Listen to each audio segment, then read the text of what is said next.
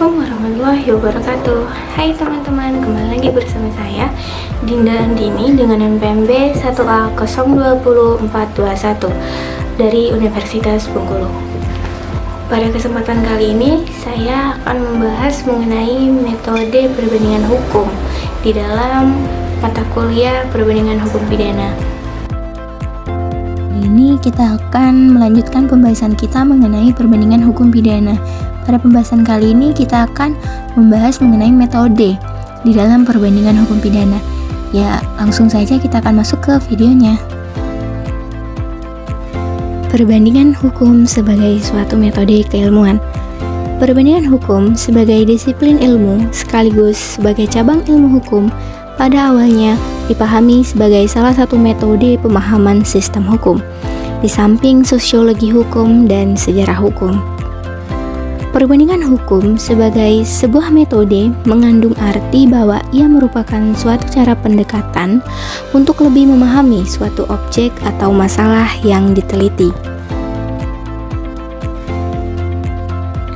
Rudolf juga menyampaikan di dalam bukunya Comparative Law 1959 mengemukakan perbandingan hukum sebagai suatu metode yang mengandung 3 arti penting.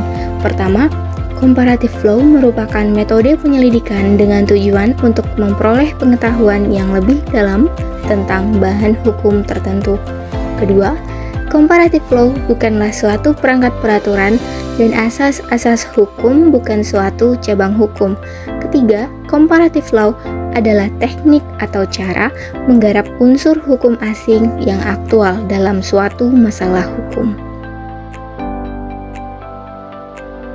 Perbandingan ilmu hukum sebagai suatu metode menurut para ahli. Menurut Dr. Sunaryati Hartono, perbandingan hukum bukanlah suatu bidang hukum tertentu seperti misalnya hukum tanah, hukum perburuan, atau hukum acara. Akan tetapi, sekedar merupakan cara penyelidikan suatu metode untuk membahas suatu persoalan hukum di dalam bidang hukum apapun. Profesor Dr. Van Apeldoorn juga mengatakan, objek ilmu hukum adalah hukum sebagai gejala kemasyarakatan. Ilmu hukum tidak hanya menjelaskan apa yang menjadi ruang lingkup dari hukum itu sendiri, tetapi juga menjelaskan hubungan antara gejala-gejala hukum dengan gejala sosial lainnya. Dan untuk mencapai tujuan itu, maka digunakan metode sosiologis, sejarah, dan perbandingan hukum, di mana metode sosiologis dimaksudkan untuk meneliti hubungan antara hukum dan gejala-gejala sosial lainnya. Metode sejarah digunakan untuk meneliti perkembangan hukum, sedangkan metode perbandingan hukum untuk membandingkan berbagai tertib hukum dari bermacam-macam masyarakat.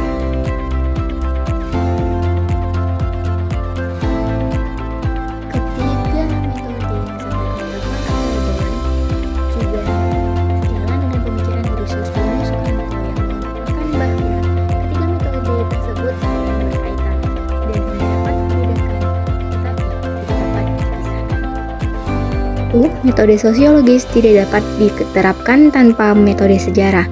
Hal ini karena hubungan antara hukum dengan gejala-gejala sosial lainnya merupakan hasil dari suatu perkembangan. Hal ini terjadi sejak zaman dahulu.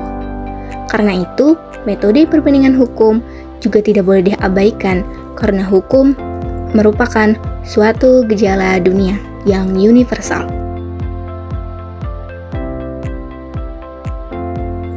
Menurut beliau, metode sejarah juga tidak dapat dipisahkan karena metode sejarah memerlukan bantuan daripada metode sosiologis.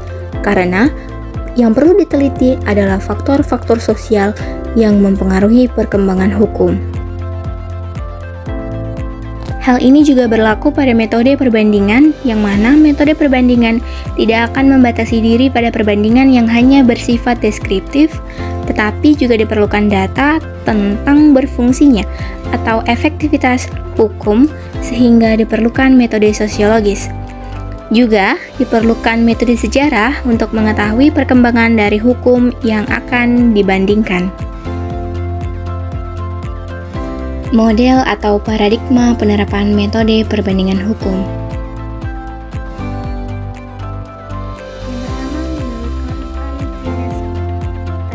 3 fase penting. Fase pertama yaitu mempelajari konsep-konsep yang diperbandingkan dan menerangkannya menurut sumber aslinya. Hal ini artinya adalah mempelajari konsep-konsep di dalam kompleksitas dan totalitas dari sumber-sumber hukum dengan mempertimbangkan hal yang sesungguhnya dengan melihat hierarki sumber hukum itu dan menafsirkannya dengan menggunakan metode yang tepat sesuai dengan tata hukum yang bersangkutan. Fase kedua yaitu memahami konsep dan mengintegritaskan konsep, yang mana artinya mengintegritaskan konsep-konsep ke dalam tata hukum mereka sendiri dengan memahami pengaruh-pengaruh yang dilakukan terhadap konsep-konsep itu dengan menentukan unsur-unsur dari sistem dan faktor di luar hukum, serta dengan mempelajari sumber-sumber sosial dari hukum positif. Fase ketiga yaitu melakukan penjajaran atau menempatkan secara berdampingan konsep-konsep itu untuk diperbandingkan. Yang mana artinya pada fase ini tuh sesuatunya agak sangat rumit, di mana metode-metode perbandingan hukum yang sesungguhnya digunakan.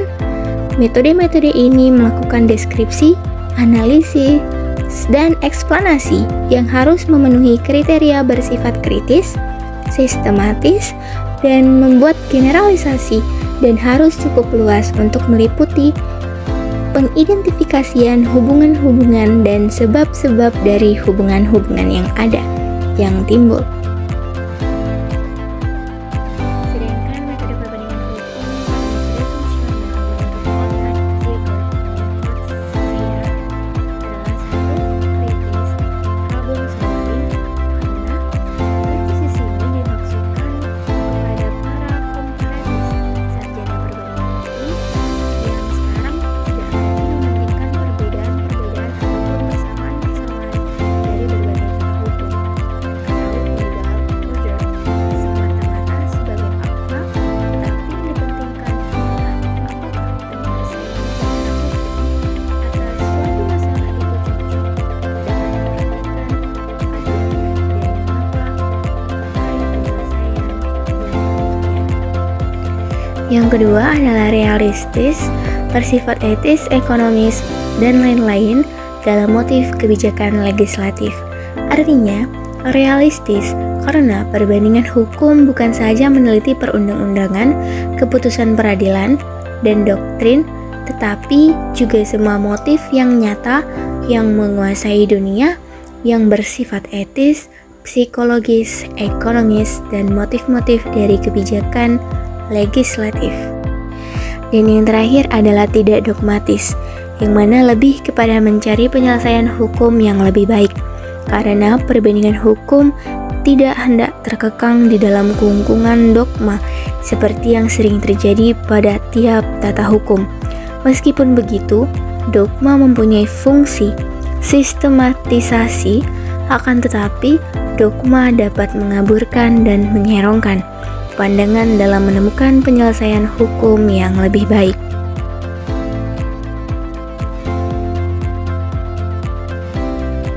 Nah teman-teman, itu tadi adalah pembahasan mengenai metode dalam perbandingan hukum pidana. Saya harap materi yang saya sampaikan dapat memberikan pengetahuan bagi kita semua. Pertemuan minggu depan akan membahas mengenai legal families atau keluarga hukum. Maka dari itu, saya ucapkan terima kasih kepada teman-teman yang sudah menonton video saya. Sampai jumpa di video selanjutnya. Assalamualaikum warahmatullahi wabarakatuh. Dadah.